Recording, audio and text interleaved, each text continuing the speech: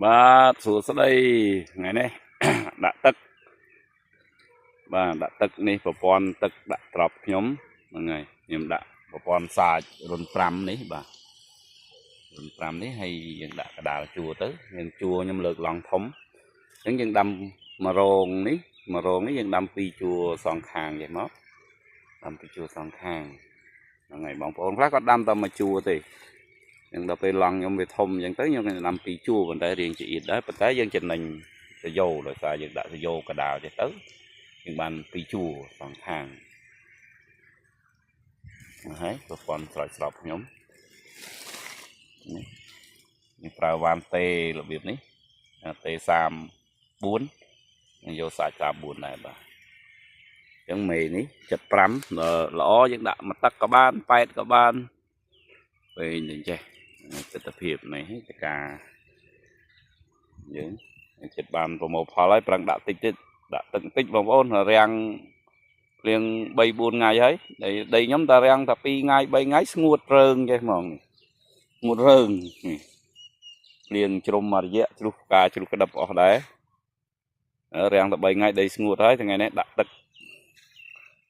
តាមភាពដាក់ទឹកបាទហើយនេះជាសយោសម្រាប់ដើរតដល់ពេលមាន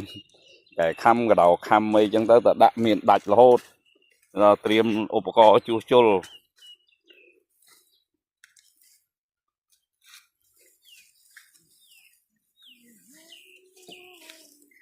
ណាបងប្អូន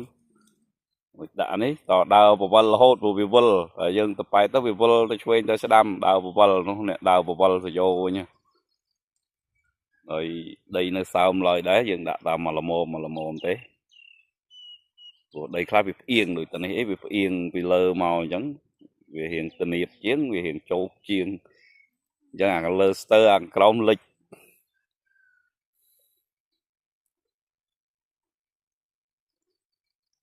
បាទហ្នឹងហើយយកបងប្អូនវិញតមិនដែរសម្រាប់ខ្ញុំតប៉ុណ្ណេះឯងទៅយក75ណែង30សងខាង34សងខាងបាទដាក់យកសាច់រុន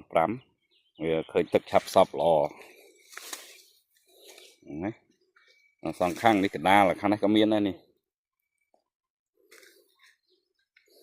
អ្នកជំនាញបាទអ្នកជំនាញខាងឆ្នាំខាងអីលើគាត់ហើយនេះ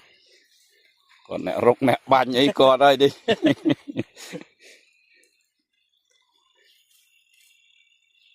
បាទអញ្ចឹងអរគុណបងប្អូនកុំភ្លេចជួយ Subscribe ជួយ Like ជួយ Share ផងដើម្បីបានវីដេអូថ្មី